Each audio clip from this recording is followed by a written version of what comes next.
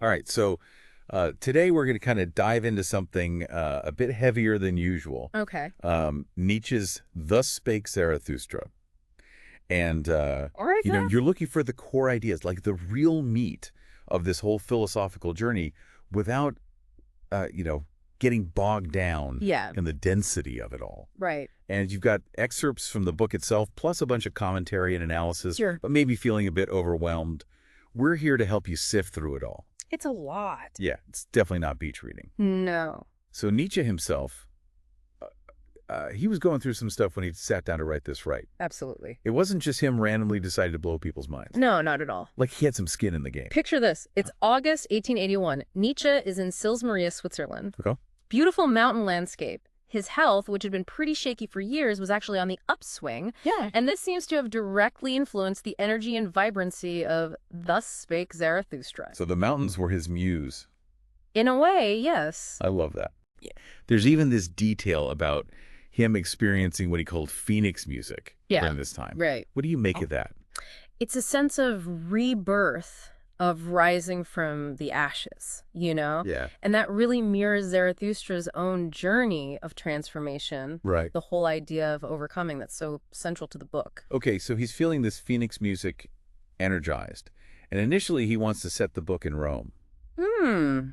I read that was a pretty deliberate poke at Christianity. It was. Nietzsche saw Christianity as suppressing the more life-affirming values of ancient Greece and Rome. Interesting. He wanted to reclaim those values, but through this new radical lens that Zarathustra embodies. Okay, but then life throws him a curveball. Yeah. Friendship sour, he feels isolated, and all of that gets channeled into Zarathustra. It's true. It's like the character becomes this mythical figure descending from the mountains to preach a new philosophy Right. born from very real struggle. Exactly. And this philosophy centers around this idea of the Superman. Okay. Now, before you think comic books and capes. Uh-huh. Yeah, my brain went straight to superheroes. Right. But Nietzsche's Superman is more of a concept. Okay. It's about what humanity could become if we shed our old limiting beliefs and embraced our full potential. So how do we picture this Superman Huh. like walking around in the real world? What would that Um, actually look like? Imagine someone who faces hardship not with despair, but with a sense of opportunity for growth. Okay. Someone who constantly questions their own beliefs and seeks out new perspectives, unafraid to break free from societal norms. That's a powerful image. It is. And this idea of transvaluation of values you mentioned earlier. Right. That's a big part of becoming the Superman, right? Absolute. Think about how different cultures value things. Okay. For Nietzsche, Christianity had flipped the script on values from ancient Greece and Rome, placing more emphasis on humility and self-denial Right. rather than strength and ambition. Okay. Transvaluation of values is about questioning those inherited values and creating a new morality, one that aligns with individual growth and self-realization. That sounds intense. Yeah. Like completely upending everything we think we know about right and wrong. It's definitely a challenge, but for Nietzsche, it's essential for achieving true freedom and creating a more fulfilling life. Right. It's about recognizing that values are not fixed or absolute, but created by humans and subject to change. I'm starting to see where the overwhelmed feeling comes from. Yeah. But let's stick with this becoming the Superman idea. Okay. Does Nietzsche give us any hints about how to actually do that? He does. He offers this image of the three metamorphoses of the spirit: the camel, the lion, and the child. Okay, that sounds symbolic. Think of it as stages of personal growth. Okay. The camel represents carrying the weight of tradition and societal expectations. Then you have the lion, which symbolizes breaking free from those burdens and embracing a spirit of rebellion. So first we're weighed down, then we break free. Right. What's child got to do with it? The child represents the final stage. Okay. It's about cultivating that childlike sense of wonder and playfulness. The ability to create something truly new and forge your own path. So it's not enough to just throw off the old ways of thinking.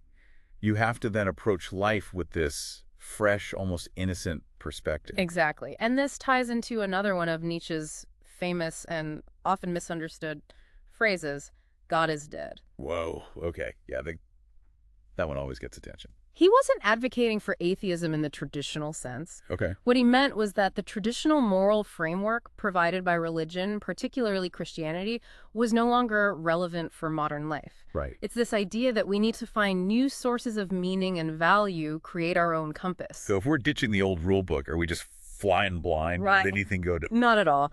Nietzsche was very much against nihilism. Okay. He believed in creating new values, not simply abandoning all values. So there are still values. Yes, it's about finding meaning and purpose in a world without preordained rules. Right. Which takes courage, honesty, and a willingness to question everything. I'm starting to see why this book has resonated with so many people for so long. Yeah. It's about taking ownership of your life, your beliefs, your values. Exactly. And thus, Spoke Zarathustra isn't just an abstract philosophical text. Right. Nietzsche uses vivid stories and characters to illustrate these concepts, to help us really feel them. Like that scene with the rope dancer. Yes. That one's always stuck with me. The rope dancer walking this tightrope between life and death becomes this incredible metaphor for humanity's potential. Right.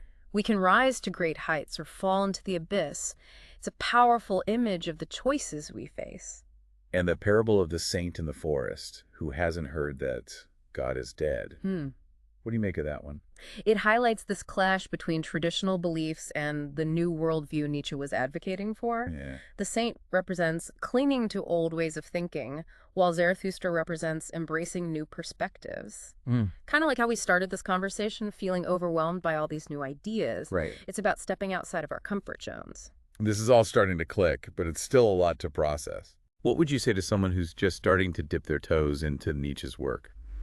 I'd say don't be afraid to grapple with the complexity. Don't just skim the surface. Ask yourself, what parts resonate with me?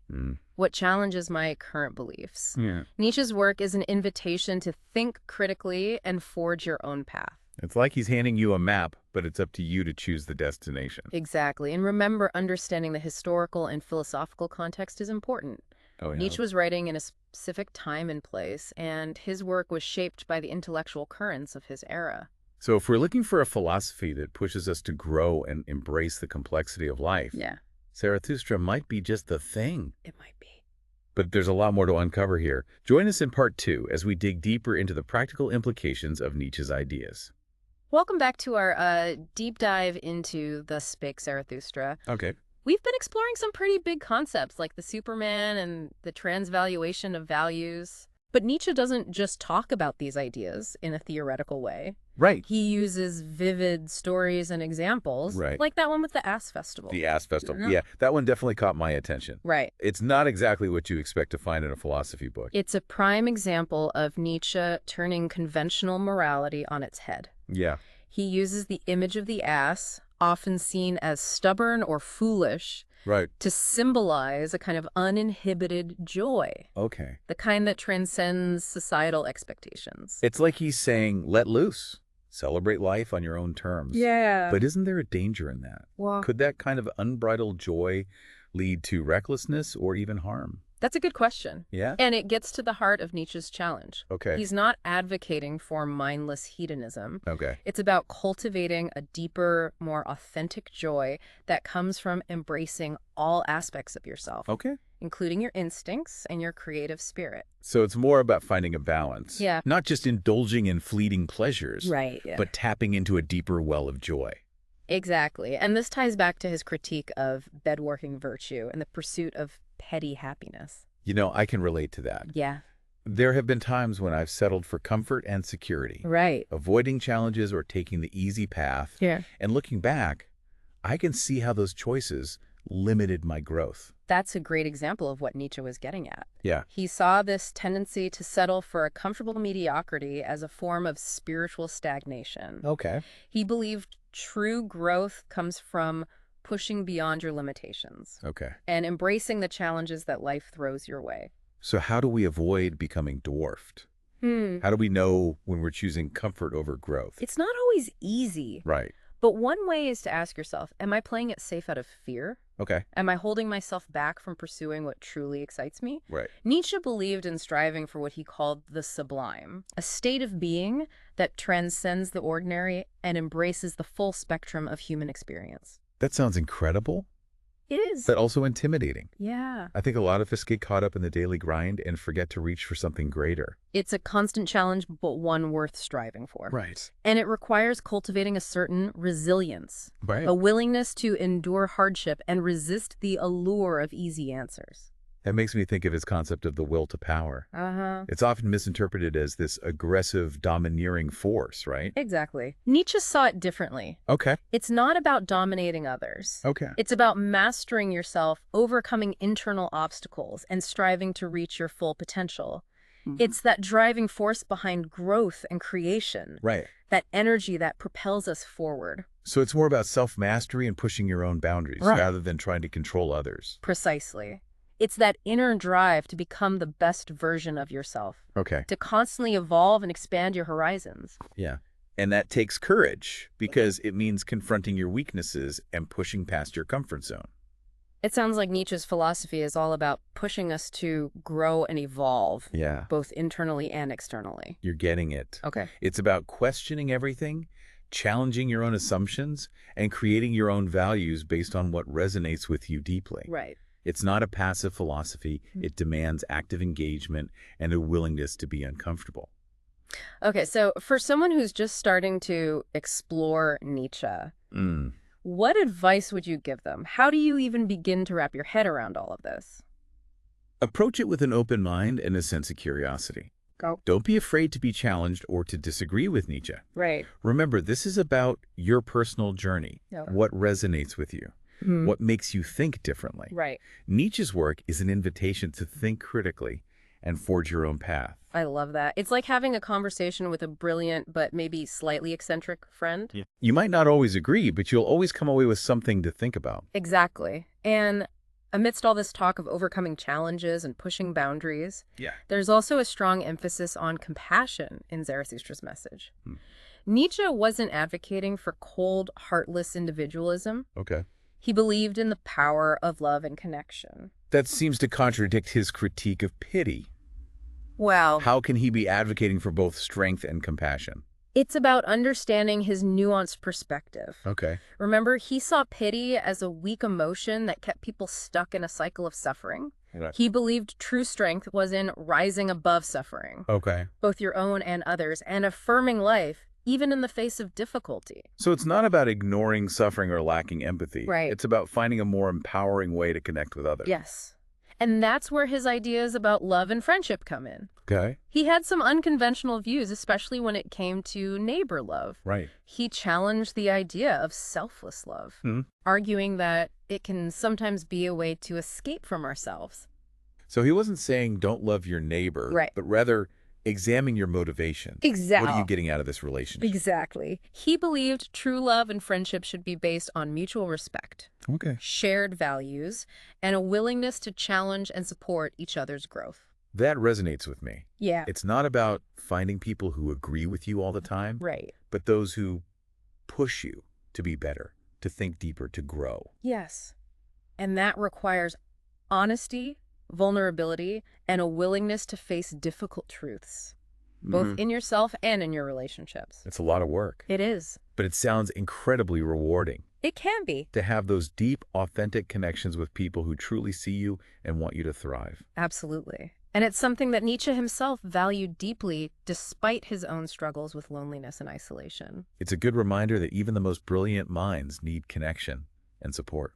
We're all in this human journey together, trying to figure things out. Exactly. And Nietzsche's philosophy, while challenging and sometimes provocative, Right. ultimately offers a path toward a more fulfilling and meaningful existence, Okay. both individually and collectively. As we wrap up this part of our deep dive, Yeah, I'm struck by how Nietzsche's ideas go beyond just intellectual concepts. it's true. They really get into the nitty-gritty of how we live our lives, Yeah, how we relate to ourselves and others, right. and how we find meaning in a world that can feel chaotic and confusing. He challenges us to dig deep, to question everything, and ultimately to become active participants in creating the kind of world we want to live in. And that's a powerful message, It is. one that feels incredibly relevant today. Join us in part 3 as we explore some of the most challenging and rewarding aspects of Nietzsche's masterpiece. Welcome back to our deep dive into Nietzsche's Thus Spake Zarathustra. We've been unpacking a lot, from the Superman to the will to power, Yeah. and even that wild-ass festival. But there's kind of a layer we haven't quite touched You're yet. right. We've talked about Nietzsche's ideas on Yeah. personal growth and creating new values. Right. But there's a whole cosmological aspect to his philosophy that we need to explore. Okay, cosmological. I'm intrigued. Yeah. What does that even mean in the context of Nietzsche? It's about how he grapples with the biggest questions of existence. Okay. What is the meaning of life? Is there a purpose to the universe? Right. What is our place in this grand scheme of things? Mm. And one of the most challenging concepts he puts forward is eternal recurrence. Eternal recurrence. Yeah, I remember reading about that. Okay. It's the idea that everything that's happened will happen again and again and again infinitely. Right. It's a mind bender for sure. It is, imagine living your life over and over with all its joys and sorrows, triumphs and failures, repeating endlessly. Wow. Nietzsche wasn't necessarily saying this is definitely how the universe works, Okay. but he used it as a thought experiment. So what's the point of this thought experiment? Why would he want us to ponder something so dizzying? He saw it as a test of our commitment to life. If the thought of living your life exactly as it is, flaws and all fills you with dread, Right. then maybe he suggests you're not living authentically. Wow. Maybe you're not fully embracing who you are and the choices you've made. That's heavy. So it's not just about accepting that life might be an endless loop, Right. but about truly owning and affirming every moment, every decision. Yeah, I think that's where a lot of people might struggle. absolutely. It's a radical way to think about time and existence. Right. And it forces you to confront the question, if I had to live this life again and again, would I choose to live it differently? And if so, what would I change? What are my regrets? What do I wish I had done differently? It makes you really examine your priorities. It does. It's almost like Nietzsche saying, don't sleepwalk through your life. Make each choice count. Exactly. And this focus on conscious living, on making each moment matter, connects to another challenging idea of his, Okay. the critique of pity. Yeah, that one always stood out to me. It seems counterintuitive that someone who talks about embracing life would also be against pity. It's important to understand what he meant by it. Okay. He wasn't against empathy or compassion. Okay. He saw pity as a weak and ultimately destructive emotion, Right. one that keeps people trapped in suffering instead of empowering them to overcome it. So instead of dwelling in shared suffering, he's suggesting we focus on empowering others to rise above it. Precisely, he believed that true strength lies in the ability to rise above suffering, both our own and that of others, and to find ways to affirm life even in the face of hardship. Okay. And this ties into his ideas about resentment. Right. He talks about resentment quite a bit in Zarathustra. It's almost like a companion to pity. Exactly. He saw resentment as a poison, a byproduct of weakness, and a desire to blame others for our misfortune. And like pity, he believed it was essential to overcome resentment in order to live a truly free and empowered life. Right. It's about taking responsibility for your own life, your choices, your responses to difficult situations. It sounds like a lot of Nietzsche's philosophy is about overcoming those negative emotions and thought patterns that hold us back. Yeah. Whether it's pity, resentment, or even fear of eternal recurrence. You're right. He was essentially advocating for a kind of mental and emotional hygiene, a practice of cultivating positive and life-affirming attitudes and habits of thought. So it's about transforming our inner world, not just our external circumstances. Precisely. And this transformation is key to what he saw as the ultimate goal, achieving a new kind of nobility. Okay, nobility. Now we're getting into the good stuff. Yeah. Tell me more about this new nobility. What did he mean by that? Nietzsche believed that true nobility wasn't about birthright or social status. Okay. It was about strength of character, a passion for life, a commitment to self-overcoming. He imagined a new aristocracy of the spirit individuals who would rise above the mediocrity of the masses and create a new world based on higher values. So it's about striving for excellence, about setting high standards for ourselves and inspiring others to do the same. Exactly. It's about cultivating those virtues he admired. Yeah. Courage, creativity, a love of knowledge, and a commitment to personal growth. Right. And it's not about looking down on others, but about leading by example, showing what's possible when we embrace our full potential. It's a challenging vision, but also an inspiring one. Yeah. It pushes us to think beyond our limitations and strive for something greater than ourselves. Right. And it's a reminder that we all have the potential to achieve this kind of nobility. Absolutely. It's not about waiting for someone else to save us or create a better world. Okay. It's about each of us taking responsibility for our own lives and contributing to the creation of a more beautiful, meaningful, and life-affirming future. Well, there you have it. Our deep dive into Thus Spake Zarathustra has come to an end. But like we said earlier, I have a feeling this is just the beginning of the conversation. Nietzsche's ideas are powerful and thought-provoking. They stay with you long after you've finished reading his words. They make you question, they make you challenge your own assumptions, and ultimately they encourage you to take ownership of your life and your place in the world. And it's a powerful legacy. So, as we leave you today, we want to leave you with this final thought. Okay. What if Nietzsche was right? Hmm. What if we are capable of becoming something more than we currently are? Yeah. What if the Superman is not just a philosophical concept, Right. but a real possibility, a future that we can create through our choices and actions? It's something to think about. It is. Thanks for joining us on this deep dive. Keep questioning, keep exploring, and keep striving to become the best versions of yourselves.